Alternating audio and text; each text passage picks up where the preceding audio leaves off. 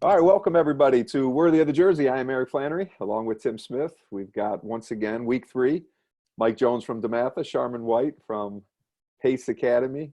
Can we call him co-host now? Yes, our 4 co-hosts. Sharman is better known in the USA community as Sherman. He got the, who did he get that? Was that Samson? Yeah, absolutely.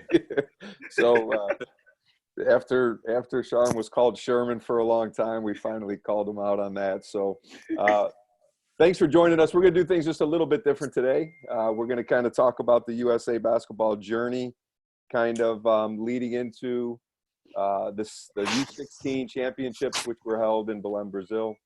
A little bit of the buildup of how the team was put together, our training camp leading up to that.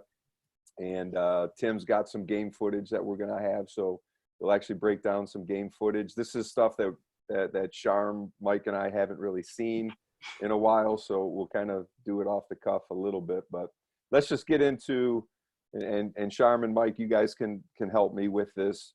The buildup of the team and how we start this. We meet, and this year we did not meet in Colorado Springs.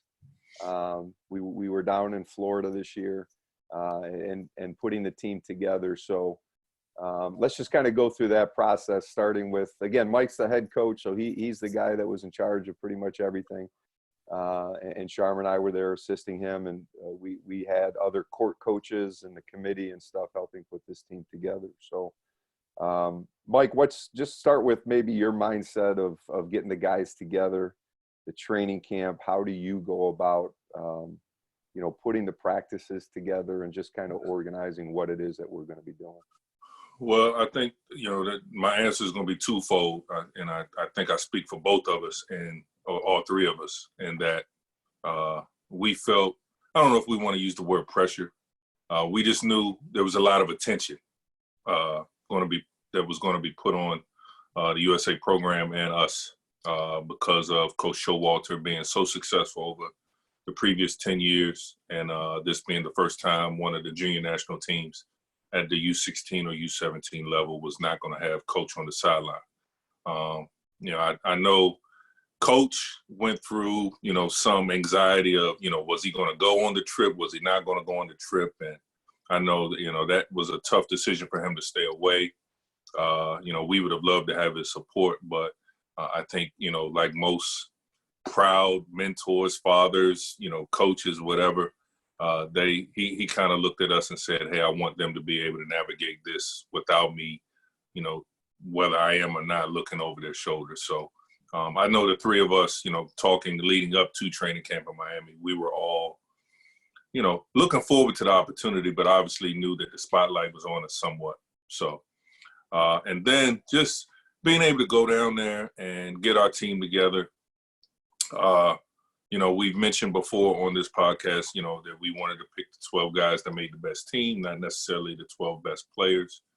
But in terms of being able to prepare them and the breakup of, Coach White, took care of all the wings. Coach Flannery took care of all the point guards, and I worked with the bigs. And, we all had our kind of role. I took care of some of the defensive stuff. Our press was very successful thanks to Coach Flannery.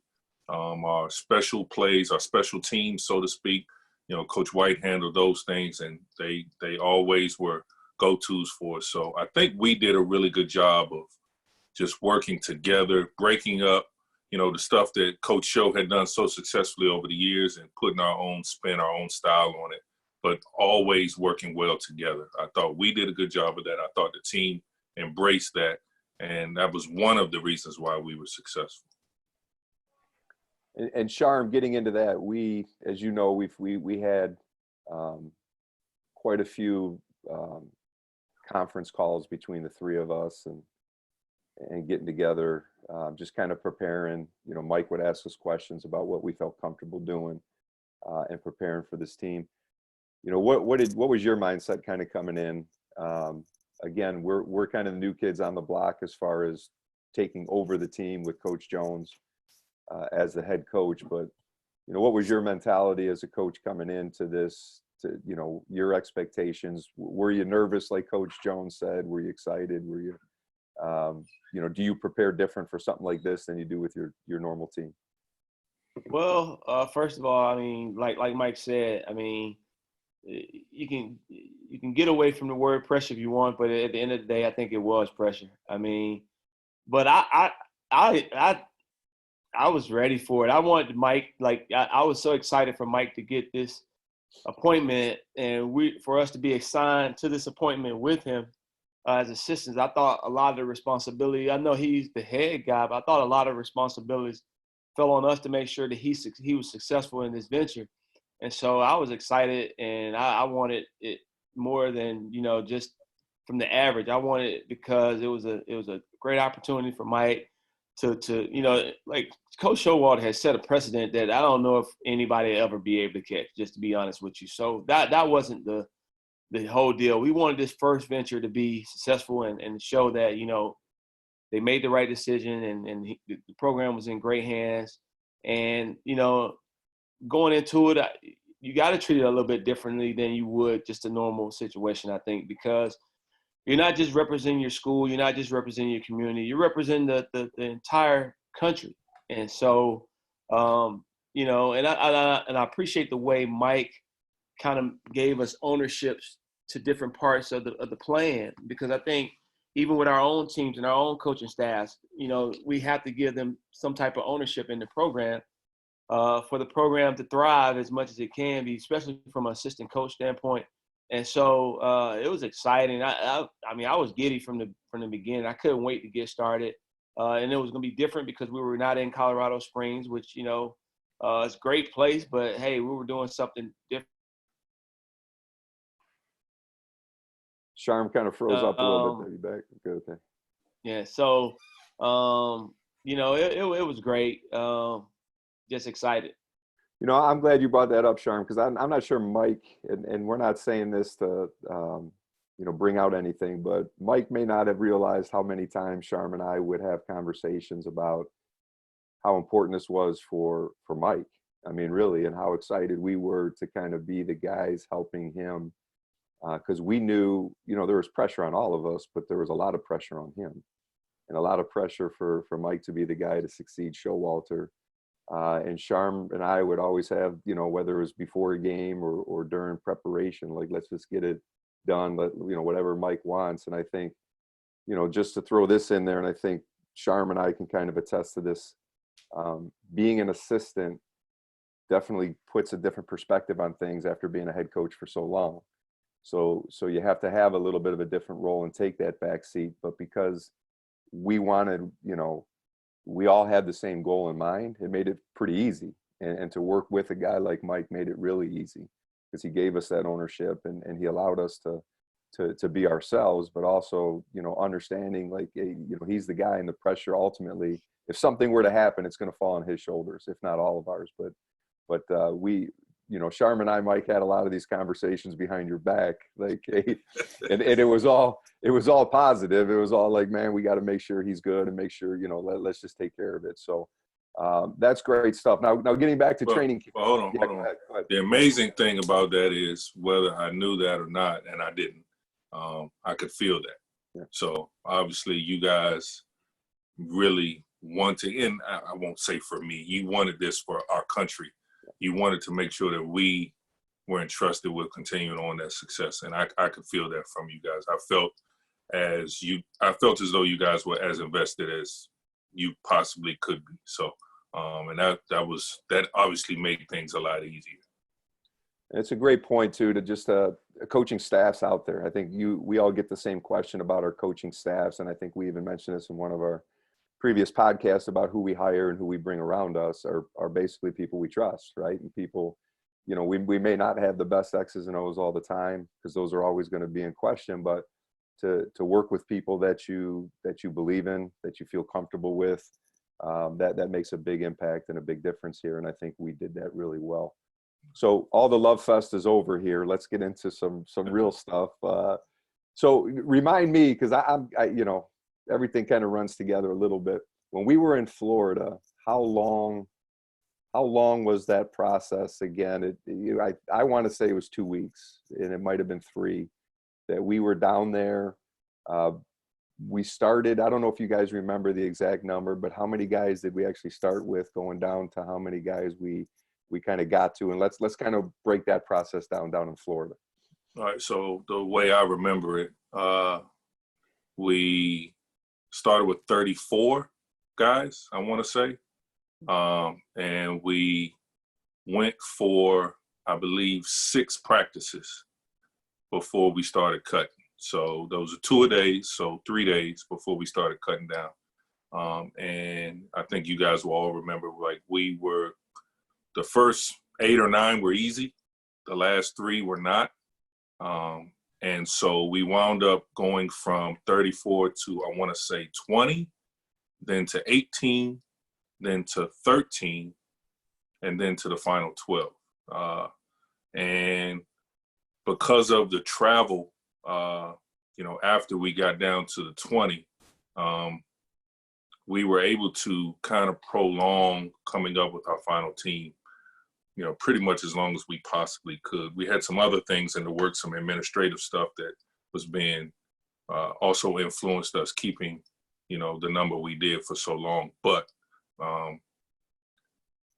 it all worked out. Like, we still wound up picking a great team. We picked the 12 guys that made the best team.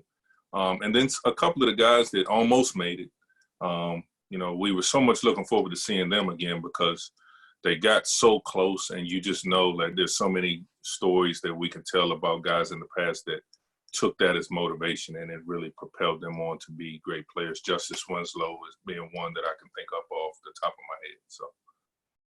Yeah, we've had guys that didn't make the 16, and then they came back more motivated, locked in, and affected the U17 team as good as any. Sharm, how about you? Like that whole time in Florida, anything kind of stand out to you in that time frame? I know the cutting, what people don't understand, first of all, is we know most of these guys when they come in because of the previous academies that we've had or camps and stuff that we've done with them.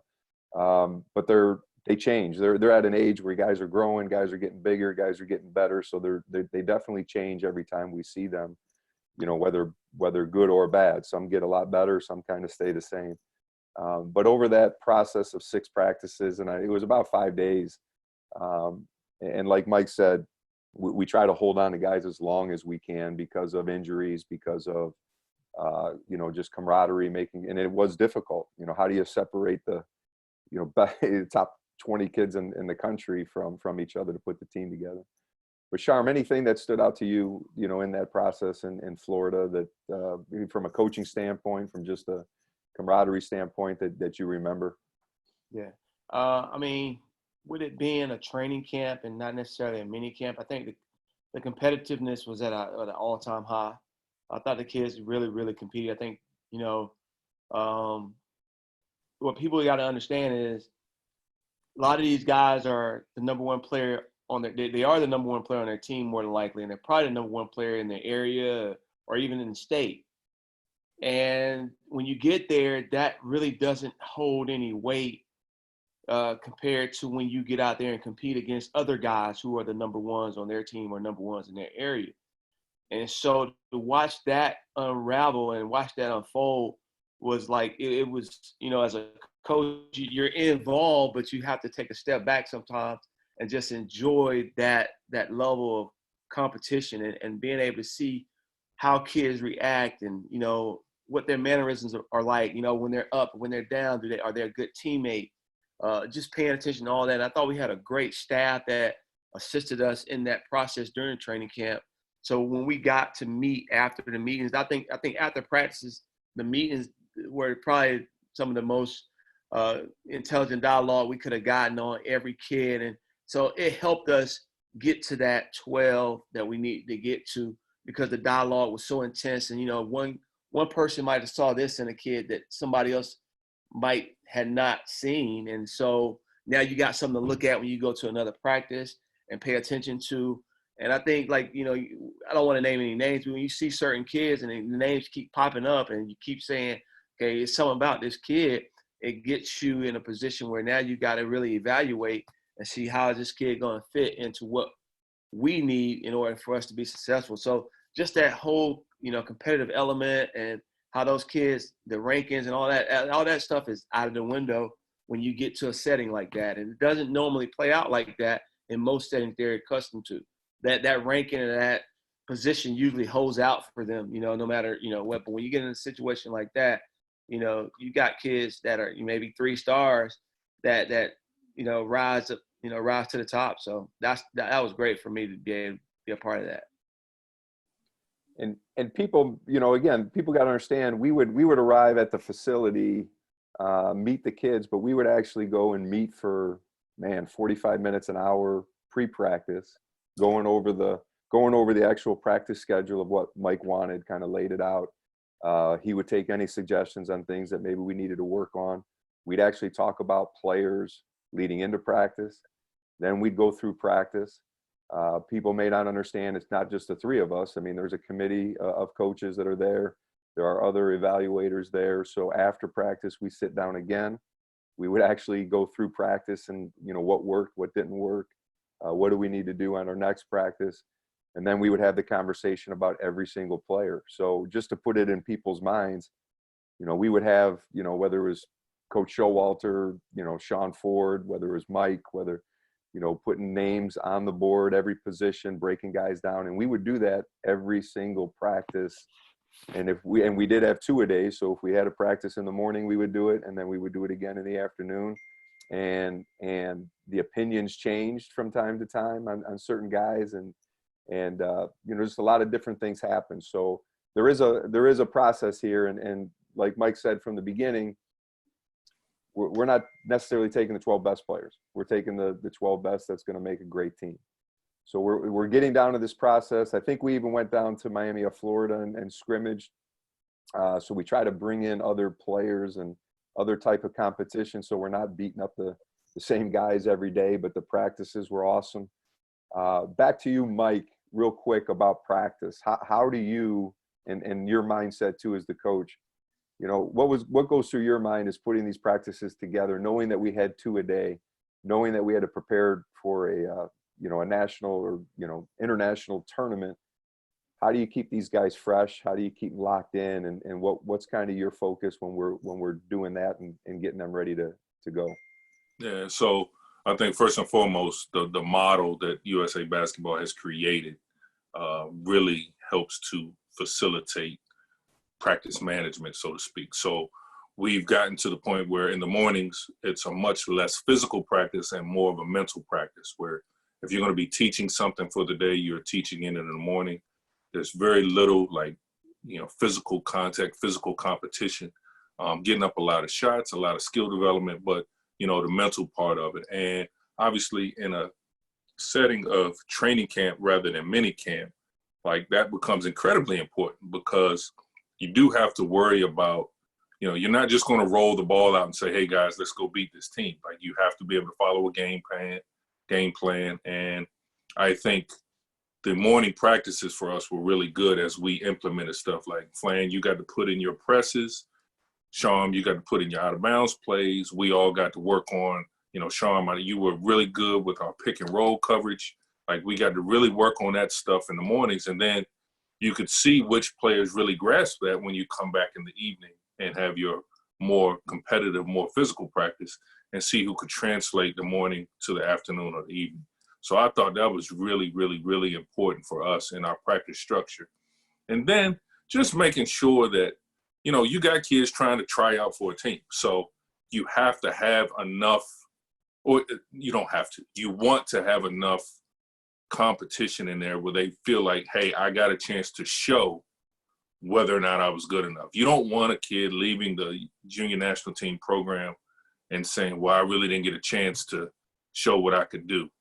And I really think we work hard at making sure no kid feels that way. And then other than that, making sure Samson has been great at really emphasizing this. And I think the 3 of us have also done a great job. Everyone that comes to those training camps and mini camps, you are a part of our junior national team program.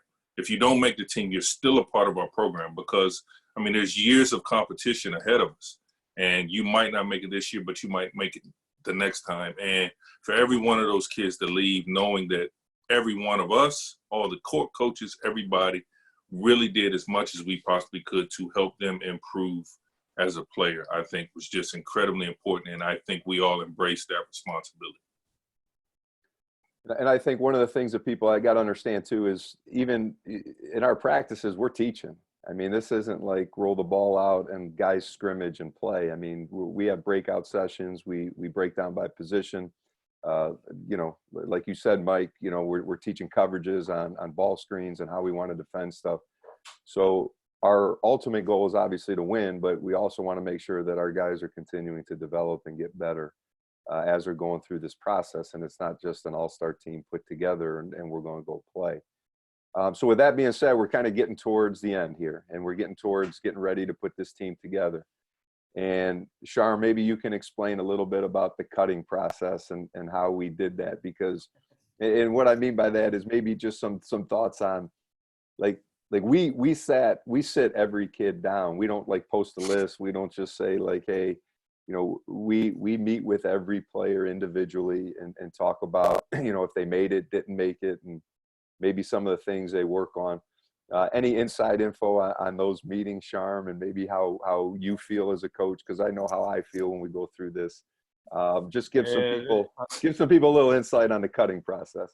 Yeah, the cutting process is just, I mean, we know that's probably one of our worst responsibilities as a coach. As far as, you know, that's probably one of the toughest times when you're trying to select and you're trying to, you know, let kids know that they didn't make it, what have you. But you know, I really like the way USA Basketball does it. It's not like you put a list on the wall and you go run around and let the kids come, everybody come see who made it, who didn't make it. We meet with each kid individually as a staff. You know, we go around the table and we talk, you know, and tell them what we saw, strength, weaknesses, things they need to improve on. And, you know, we give them things that we feel like can help them grow, whether they make it or not. And of course, we have some that we say we're going to keep, and we have some we say we're not going to keep. But we try to make it individualized. We try to privatize it so, you know, the kids don't really know. We have kids in holding rooms, you know, so that they can't see what the outcome was based on when a kid walks out of a room or what have you. And they might hear something like a loud roar, like, you know, a yes or whatever. But we try to keep it personable. And I think that's really important because, again, we're dealing with, you know, in this case, 15 and 16-year-olds, you know, and so we got to make sure we're careful with that and make sure we keep, you know, the things that we stand by, we keep those things intact, even when we do that process. And so, you know, again, we were calling each kid one by one. And, you know, when we got to the final one, I think this past summer when we did it, we actually had to keep 13 because of some of the technical difficulties we were having. Possibly there's technical challenges we were having with some things. And so we kept 13. And, you know, again, that was kind of not what we had been accustomed to doing in any other format, but this kind of created a situation where we had to do it. And so when we did that, you know, we went back to practice and then we had to make the final cut once we got everything cleared. But overall, I think the kids can appreciate it. Some of them, you know, of course, naturally they're going to be dejected or, you know, upset or, you know, but we never, even in those private meetings, they never said, why didn't I make it? I should have made it. Or they didn't complain. They didn't fuss. And that attributes to the way it's being done. I think if we would have did it any kind of ramsack way, it would have left holes there. But it just goes to show you, you know, Mike, you did a great job playing the practices, giving the kids the opportunities to be able to compete, like you said, against each other and make sure they got the ample amount of opportunity to be able to make the team.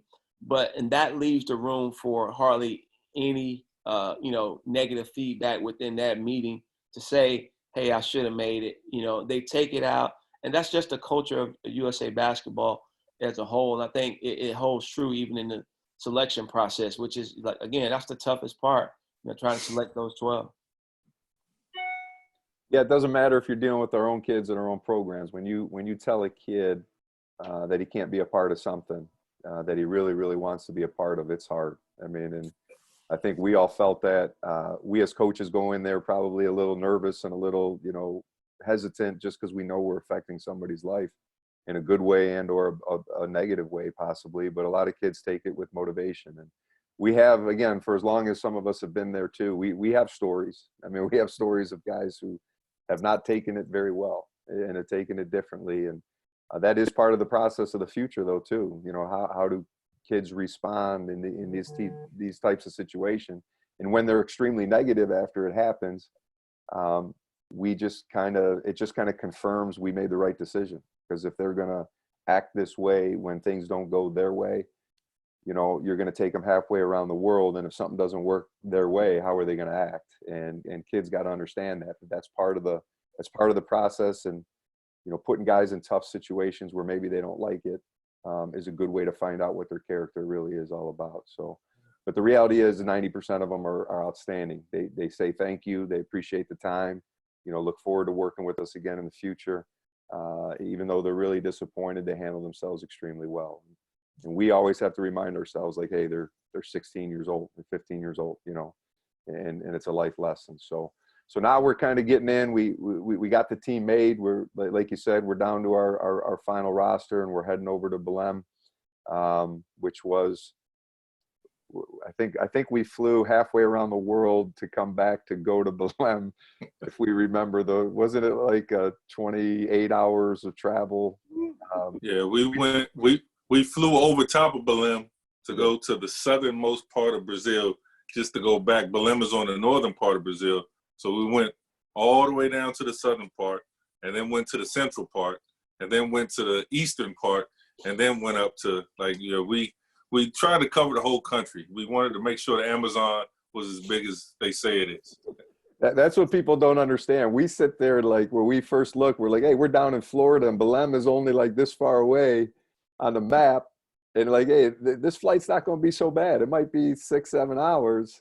And you look at some flights, and they're like, yeah, direct flights only. And then they tell you, well, no, we're going to travel for like 28 hours. And we're like, what? What do you mean? Yeah, we're flying to Rio de Janeiro. We're coming all the way back up. We're going there. It's crazy. It's crazy. 2 days of travel, I think it was. And the biggest thing I think with that is how amazing the kids are, because, you know, we're adults. Like, you know, we're just like, man, like, the kids were great. You know, it was what it was. Like, hey, we got to do this. This is you know, you hear the term business trip all the time. Like, you know, this is a business trip, so to speak. But, hey, we want to enjoy ourselves. But the kids, like, they get around each other. They enjoy being around each other. And they had a ball with it. So that's also one of the things that, you know, with these trips that just, I think, goes without saying. I think that's where Mike did a great job as well, is always bringing the guys in tough situations, just being like, fellas, you know, this is what we're here for. Always remember the end goal. Always remember what we're here and what this is about. And that's why we did the hot yoga before we left, just to bring us together. That was Eric Flannery's idea, by the yesterday. way. That was Flannery's idea. Yesterday. So Sharman, you can elaborate on it. So right before, you know, Mike's like, hey, the head guy, hey, I got something planned before we take off. This is going to be great. It's one of those team building things. And Sharman and I are like, okay, what is it? We're going to do hot yoga for, and they look at me like, man, I can't even touch my toes when I bend the knee, whatever, you know? So we were more concerned about hot yoga, that we were going to be sitting on a plane for 28 hours and be just sore as hell from the first time ever doing this. But it turned out to be a great experience. It really was. It was bonding, number one. Number two, you weren't sore on the plane. If you were going to be sore, it was going to be a day later. But it helped us sleep on the plane. Like, it really, I mean, it took a lot out of you. And we literally did the hot yoga the day we left. So we did hot yoga that morning. We drove to Miami, showered up, cleaned up, packed, drove to Miami, and then flew to Brazil from there. But we did it on the exact day, and it helped our guys be more calm on the plane, so to speak. Once again, that's why you're the head coach, Mike. That's why you're the head coach. You made a good decision there. Yeah, I think, you know, like in the past, we've always, once we get to that number or that group that's traveling, we try to do something as a team to bring them even, you know, try to draw them even closer after, you know, they battle with their teammates and battle with other players to get to that spot. And so when you get them in, and I thought that was a great way to, bring a little closure to training camp and then head off. And like you say, it's a business trip at this point now. So now we're in Brazil, and just to set the tone in Brazil is all the teams were in the same hotel, right? Yep. We were all in the same hotel. If we're rating 5 stars as hotel accommodations, this probably was a 2.5, which is pretty good for some of these countries. Yep. You guys agree with that? No, Absolutely. What was your rating, Sharm? 1? You're saying 2.5 stars in the United States? Well, I'm just saying 2.5 stars in regards to our other travel arrangements. Oh, around the okay. world. Yeah, I agree with you on that. Okay. In the United States, Sharms, what would your rating be? Maybe like a 1.5. All right, I was trying to be nice. All right, let's put it that way. But in comparison to like other places, I get it. Yeah. So to set the scene, you have. Hey, your shower worked, your heat and air conditioner worked. So hey, it was. You've been places where that hasn't been the case. That is correct. Yeah. The shower worked. They said don't drink the water. We had big bottles of water. The TV was in the Portuguese or Spanish, so you couldn't really watch anything. The Wi-Fi was susceptible, to say the least, a little suspect. The food, we ate in the hotel. We ate a lot of rice and a lot of I don't know, Mike. What was your dish? You ate anything? What was?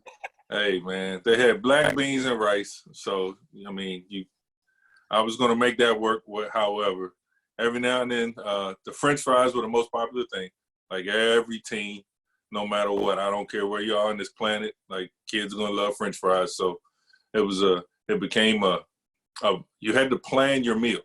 So if you didn't get down there before the teams went through, you had to pay attention to when they reloaded so that you can get up there. Because if you didn't, you were never going to get one French fry. And then, you had always had some type of beef, some type of fish.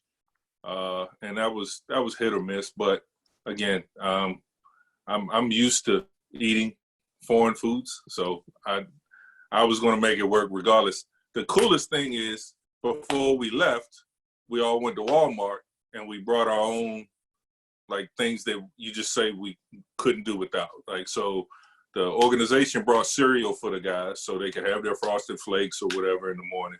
Other teams were very jealous of that every time we brought out a box of Frosted Flakes. I bought a bunch of Pop-Tarts. So just in case, I was ever just hungry or I missed the meal, I could just have Pop-Tart, chips, your cookies or whatever. So, little snacks like that. It wasn't bad.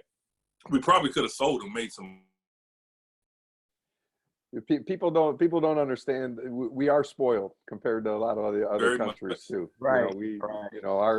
Samson and those guys would take them to the store once in a while. Hey. We'd get some outside food and stuff like that. That Argentina team looking at us open up boxes of cereal, like you literally thought that, they were going to attack us. Like they would look at their plate and then they would look up at our kids. Oh man.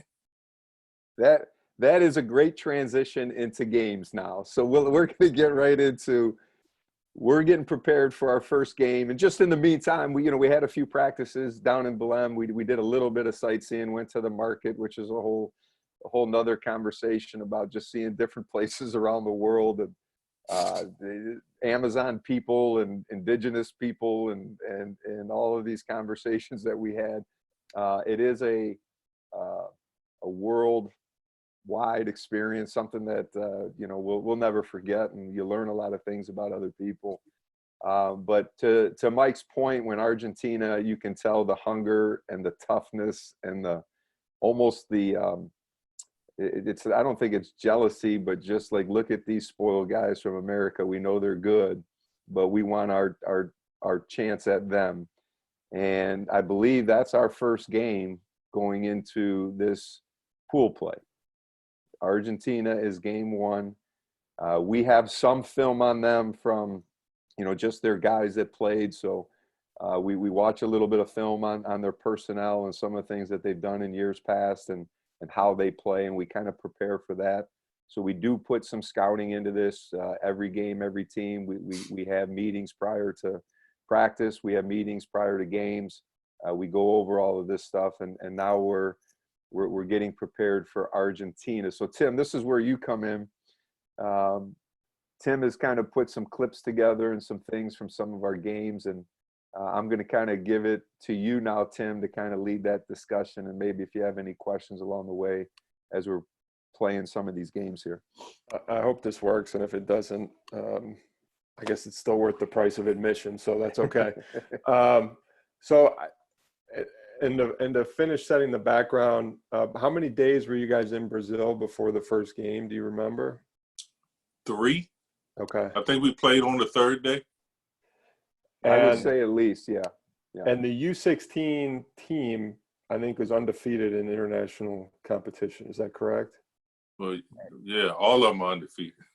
All the junior national teams are undefeated. Yes.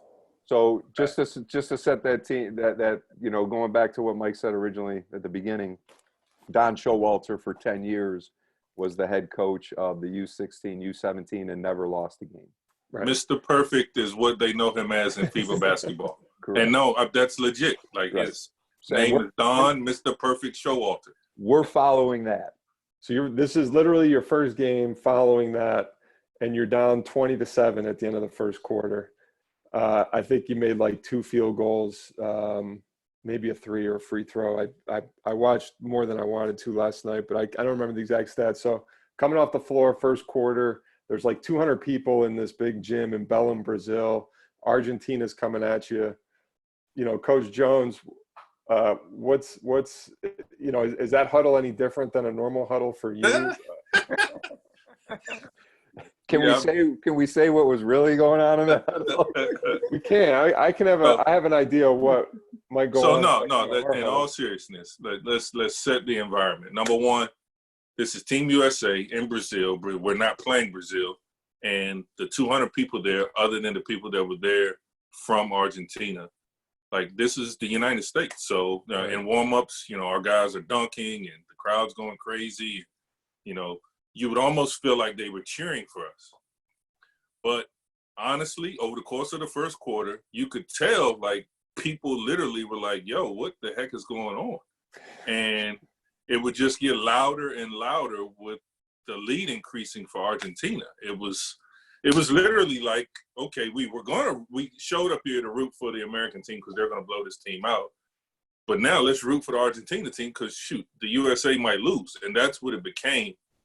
But to be honest with you, I think one of the qualities that we all possessed in that is we did not panic. And if we were panicking inside, we did not show it outside. So I think one of the first things out of my mouth in the first huddle was like, look, we're going to be fine. We're going to win this game, but let's just take a deep breath and let's just do the things that we know we are capable of doing. So, right. Sharm, how were you feeling?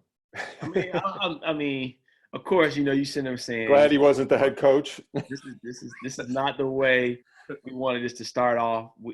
But being around it, all 3 of us, we've been in enough wars, man. You don't win it in the first quarter, and we feel like we had a really good team, and we knew that they were gonna answer the bell, and we just had to make sure we guided them into that and make sure they understand. Because, like Mike said, if we would have been emotionally irrational, that would have caused for them to be emotionally irrational. They follow our lead. Our own players at our high school, and even when you get in a setting like that, they're going to follow our lead, and they're going to kind of play off of whatever it is that we show. And so if we showed a sense of calmness and just, stay steady and be solid, they were going to do the same. And, they did. They responded well. But I know we were getting some shots fired from back at home. I know about what are they doing? What are they doing? And I think the final thing on that is this too. It was probably the best thing that could happen to us and to the team. Absolutely. And I think we all knew that. Like going in, there was some trepidation. There was a little bit of like, oh, son of, we ain't playing well right now. Let's just get this together. There was definitely confidence there.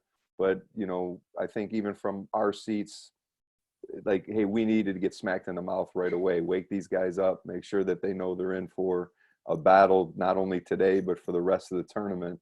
And if we could go back and script it, like we say so many times, you know, it's hard in the moment, but if you go back and script it, that might have been the perfect beginning for us just to get our guys' minds right. Because trust me, Coach Jones used that one quarter as motivation for the remainder of the tournament. And that just kind of set the scene going forward. Yeah, and I thought definitely what we needed. Yeah. And I'll say that what you're saying is perfectly right, Eric. I mean, and the thing about it was, you know, we didn't know what to expect. We had put together this team. You know, we felt like we did all the right things, and so, and that's with any team. You know, you can construct your teams at home and at your high school, and you really don't know what to expect the first time that ball. You know what you want to happen, and you know it'd be nice what would happen, but you really don't know. And so you get that out your system. Now you feel good about it. If we were going to play our worst, you know, let it be then, like you said, and you know the rest of the way we kind of found our way. no, that's exactly right. And let me know if you guys can see this. I can see it. All right, great. So, you know, you think you play quarters in international ball, which is nice. You get the reset. You're down 20-7 at the end of the first quarter, and you think with a powerhouse like USA, these guys will sort of collect themselves and get right back into gear, and we'll kind of go from there. But that's not exactly how it went, which I think makes it even more interesting this game. So, as you can see, we got a free throw, but Argentina scored 3 points in the first couple minutes of the second quarter. And again, this is the first game. And I'm gonna mute that guy in a second, but to make matters even more fun, you're committing turnovers and giving up layups, and now you find yourselves down 17.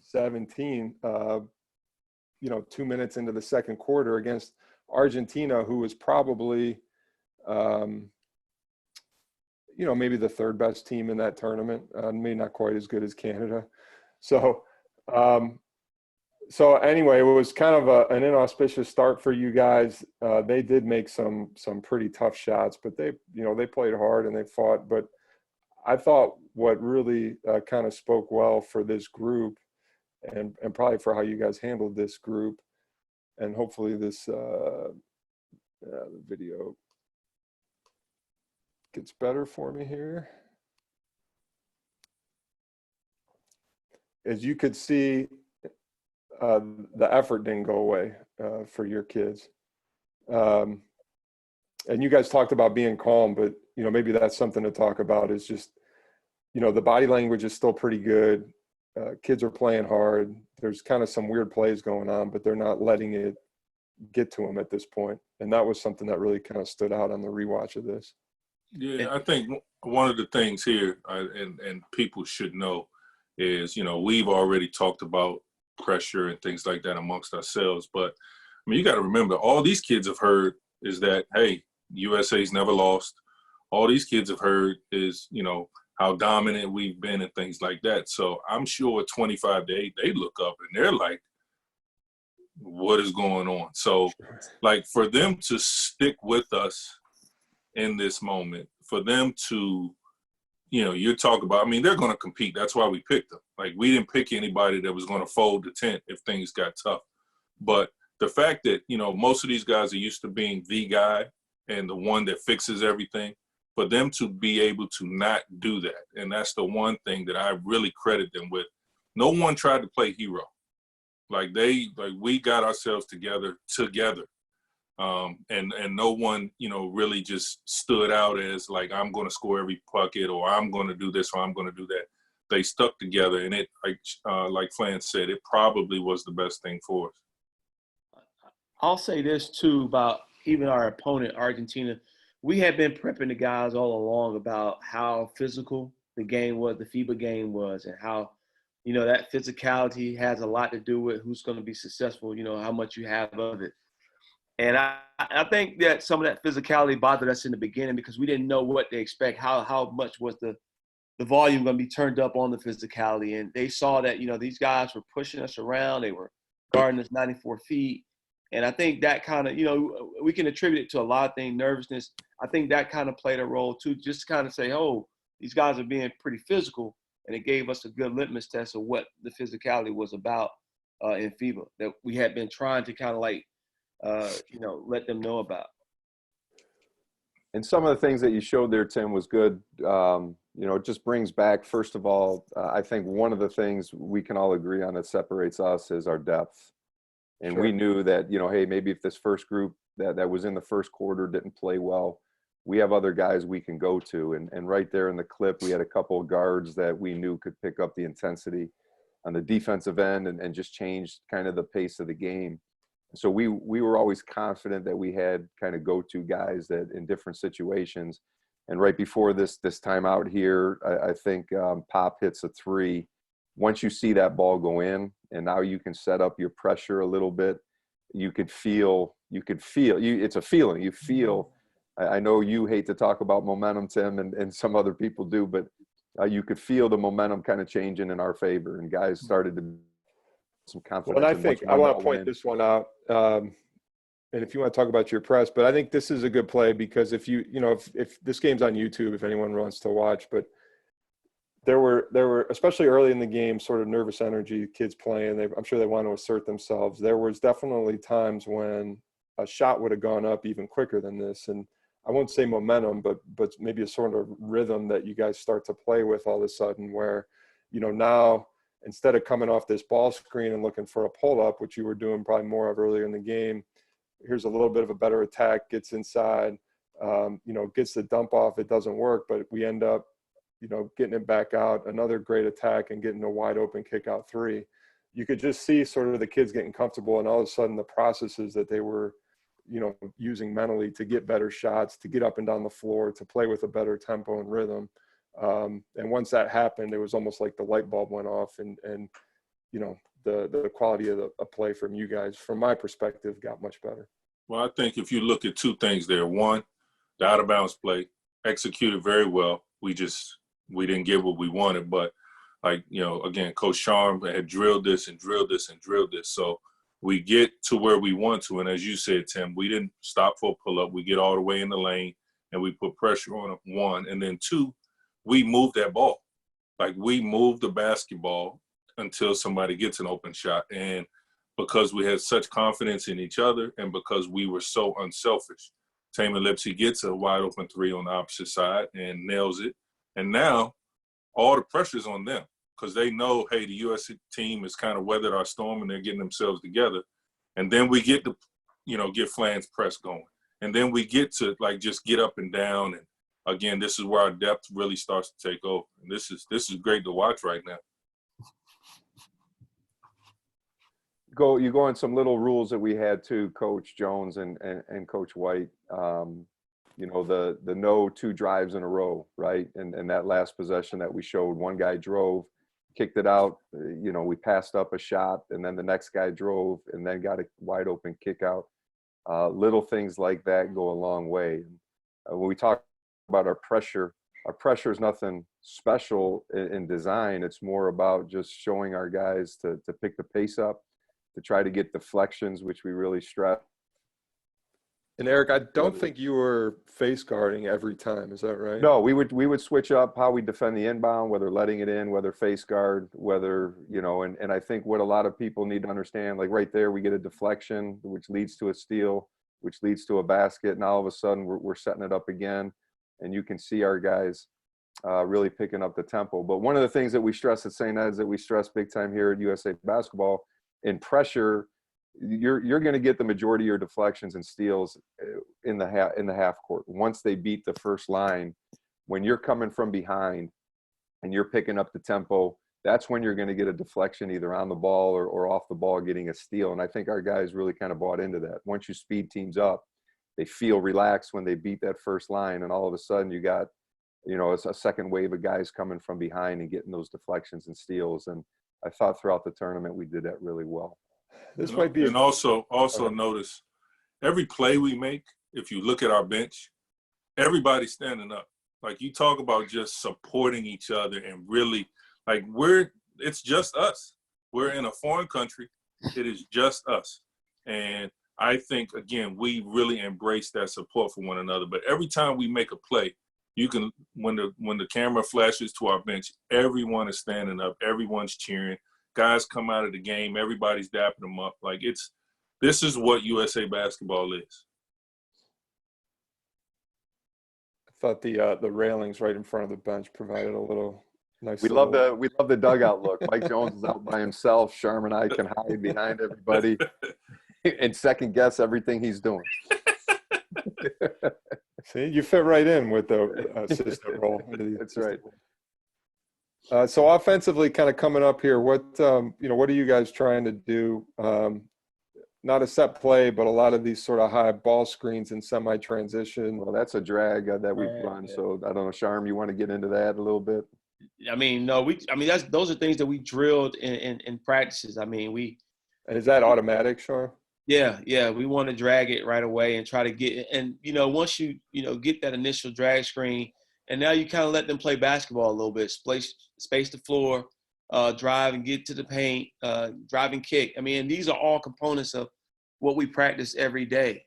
And so it became natural. And it looks like it might be a play, but it's really just us trying to get into an aspect of us creating an advantage offensively. And so that's what it allowed us to do. And so I thought they did a great job with just, the things, Mike, we were hammering that stuff in and just to see it come to fruit as, when we play, it just makes it better. Maybe explain quick strike too to everybody, because, you're going to see a lot of our transition and people just think, hey, it's a great terminology that we use with USA basketball, but explain what quick strike is, both makes and misses. Yeah, so quick strike is basically our fast break, predicated upon, we want to get the ball up the court as fast as we can. Obviously, a lot of times that's via pass, not dribble. Spacing is incredibly important. We've got, the floor spaced well. And see here, we got a guy. Yeah, just out the spacing, coach. You got a guy down the floor already. You're wide on the sideline here. Yep. You're pretty wide down here. So you got two corners and two slots. Yep. And then the fifth guy, hopefully is your big, and hopefully he's ahead of the play and he can get to the dunker spot, which, some people call the short corner. But again, it just puts so much pressure on the defense to be spread out, to be able to account for everybody. And it allows for what we do well. Like, our guys can now penetrate, either get help. If they don't get help, they get to the bucket. And just in that last one, like, you got guys that, we moved that ball well enough and we wound up getting 2 free throws here. So, and then the spacing in quick strike allows for a drag. It allows for, chins and, dribble handoffs and just all the actions. Like, as you mentioned, not many plays, just a lot of actions that we've drilled, and everybody knows if this happens, this is what I'm supposed to do. Just to maintain the spacing on the floor. Now, you're behind on the press there, so you weren't face guarding. Was there a trigger for a trap if the ball had gotten to a certain place? Well, just like any pressure, we're trying to trap right over half court or right before half court and try to keep the ball on the sideline the best that we can. Right here, we're just trying to force the ball, keep the guy in front, and try to put the ball on the sideline. And then if we have where they're pushing it, we would run and jump from behind. Right there, they kind of walked the ball up, so it was too slow. So we just kind of stayed in our straight man-to-man. And again, getting back to what Mike said, even on offense, we do the same thing on defense. Just drill the heck out of guys for certain situations, and then once they're on the floor, they put those things into action. I think right here, you got a guy like Chris Livingston at the 4 that can stretch it. Is that Chris? Yes. Just getting to the rim. You talk about spacing. We got the dunker spot on the weak side with the big kind of leaving the rim open. We got guys in the corner for shots. All just good stuff that I think when we talk about with our own guys, and I know when I listen to Mike and Sharm even talking clinics about over coaching, you got to teach them how to play and then give them the opportunity to play within your system. And that's really what I think we do well at USA Basketball. And I'll say this, just to tag on that.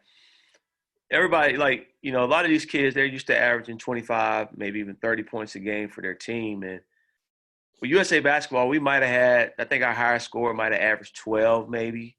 And we were scoring, well into the 80s, 90s, and sometimes even 100. But it's the way we played that created that type of environment where we had multiple guys. And it wasn't the same guy every night. It was different guys every night. And so we again, credit to Mike and the system that we were able to kind of like, foster through USA Basketball. But I thought he provided opportunities for plenty of ball movement, player movement, and guys getting touches, and kind of like sharing the sugar. You know what I mean? Guys getting a lot of opportunities to score just based on that. Yeah, and we had so many guys average. I want to say it was between 9 and 14 points. Like over half of our team was in that. I want to say we had 7 guys that averaged between 9 and 14 points. And again, it was just totally unselfish. We never felt like anybody was ball hogging or jacking up shots. Like it was, every team's going to have bad shots. We had a very limited amount of bad shots taken. A lot of times it was guys being too unselfish to where we got in trouble and had turnovers. Again, it's just a credit. This is why it's so important for us to go through that training camp to pick the right players. Like I cannot emphasize that enough. If you don't put them in these types of situations in your training camp, you don't know how they're going to react. And it'd be very easy and almost expected for one of these guys, because he's averaged 30 points on his high school team, 30 points on his AAU team. He's always been the guy to get in a tough situation, and they try to do it on their own. And that did not happen.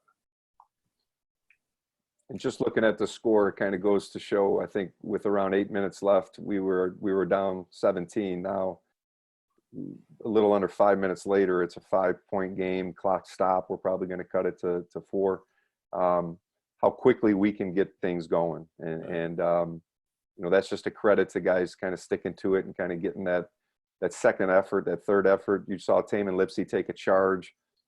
Doing those little things really go a long way. Yeah. And I think we tied up at half, and then we wound up winning by 26, I think. You do. So, you go on a 7-0 run here to finish the quarter and then take control in the third and end up winning. Yeah, we scored 52 points in the second half, and they score 26 or something like that. So that sounds right. We did a great job defensively. Yeah, and I'll just point out again, as you watch you guys, and you could just tell how hard the kids are playing. And I know it's easy to say they're playing a national team or whatever, but that doesn't always happen. It's a long road trip. It's not a big crowd. It's the first game.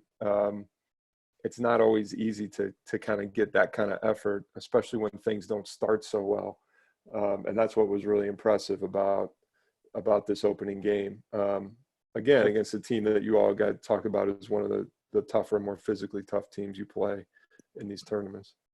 Well, I will say this: the kids, I think, felt like, even though it was only 200 or so people there, it sounded like way more than that, especially when we got down. So I don't think that affected our guys at all. I think they played like they were playing in front of 20,000 people.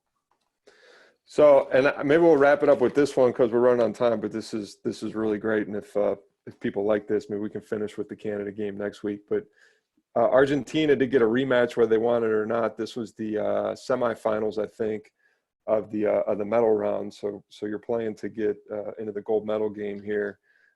They're in the blue this time. We're in the white. And again, it's early in the first quarter. Don't start down double digits, but again, they're hanging with you to start here. Let me get the mute on this time. There we go. And kind of like the last clip, here's a turnover. Argentina gets a fast break bucket, and it's a tie game, halfway through the first quarter. So it's not just lace them up and route Argentina on your way to the gold medal game. They're coming to challenge you guys again. I'm sure they had a ton of confidence just from the way they started the last game, and they had a lead on them. So I'm sure they were, and again, watching us eat our own cereal and eat our own food, they're probably sitting there the whole time just getting pissed. Like, hey, we had a chance. We had them down. We can hang with them. We just got to maybe shorten the game or do some things a little bit better. And you just look at some of the screens and some of the things. I think the one thing that stands out to me right off the bat here defensively is just how much more physical we looked defensively than we were maybe in the first game, where we were kind of getting into them and kind of forcing them to go certain ways. And trust me, I think we felt pretty good this early in the game, it being 10-8 versus it being 25-8 or whatever it was. So we definitely became a much better team, and I think we adapted to the FIBA rules rather quickly and really kind of adopted that physical toughness that maybe some of these other teams are known for. You know, I'm glad you mentioned that, Eric, because I do want to point this out.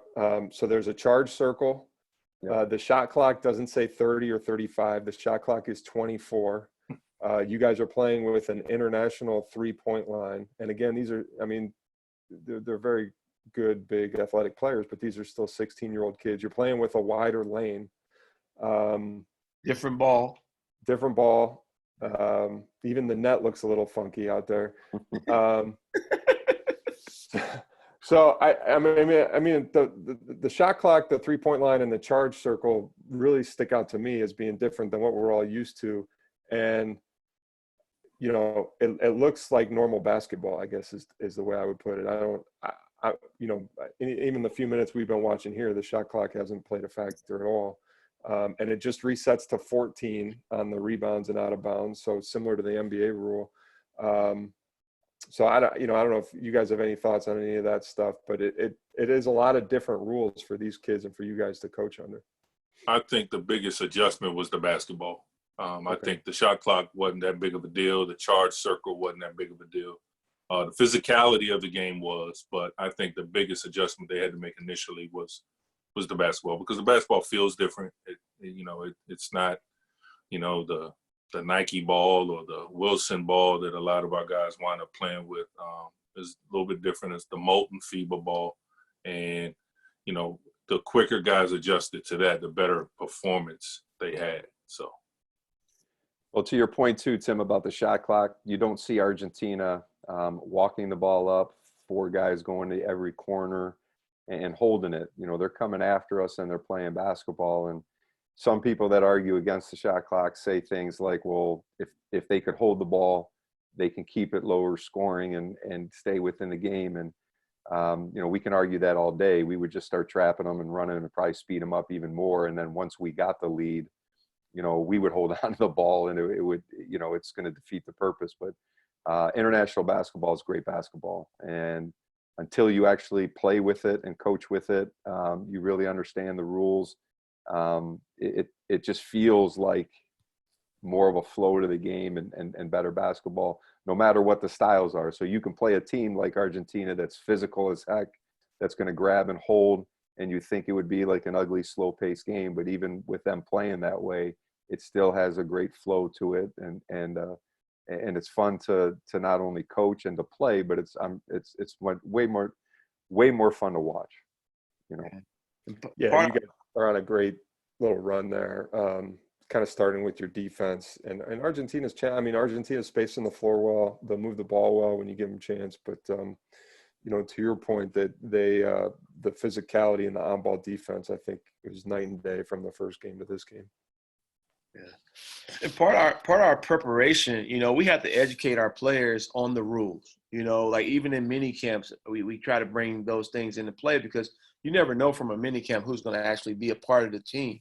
And even when you go to training camp, you have to reemphasize the rules and explain to the players about the different, nuance, the differences between FIBA and, American basketball, what have you. And so, for them to be able to adjust, and like I said, the way Mike constructed the practices, we practiced a lot of the things that were different, like the 14-second shot clock. We had our dagger call when we missed a shot, and we had to make sure they understood that, we got 14 seconds. You don't get a reset to 24. So We've got to look for that open 3 or whatever, however we wanted to use it to be able to enforce that rule, that adjustment of that rule. So I thought, like I say, Mike did a good job of putting us in a great place in practices to do that.